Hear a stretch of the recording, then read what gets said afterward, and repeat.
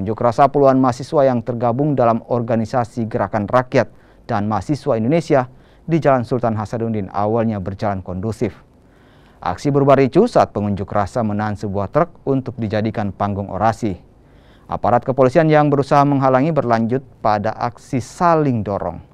Dari kejadian ini, dua pengunjuk rasa jatuh pingsan. Dalam aksinya, mereka menuntut adanya evaluasi 2 tahun kinerja Jokowi Ma'ruf Amin.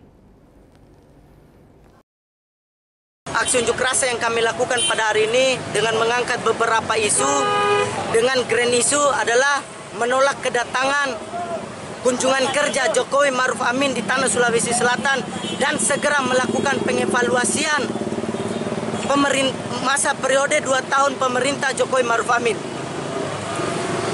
Aksi unjuk rasa yang tadi juga disaksikan oleh media, ada beberapa kejadian mulai dari saling dorong antara aparat kepolisian dengan masa aksi unjuk rasa, dan kemudian saya juga selaku jenderal lapangan itu dibawa lari oleh mobil trek yang menjadi suatu intervensi dari aparat kepolisian itu sendiri. Sempat tadi ada ini yang pengunjuk rasa dibawa kabur oleh truk itu seperti apa tadi kronologinya itu?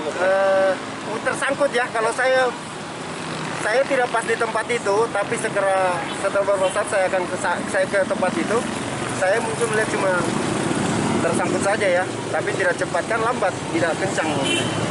Selain itu ada gesekan lain lagi tadi tuh terjadi, Komandan? Saya tidak melihat gesekannya, cuma memang sempat ada yang pengguna jalan terobos itu sempat terjadi, Komandan. Ya, tapi segera kita amankan ya, tadi dilihat segera kita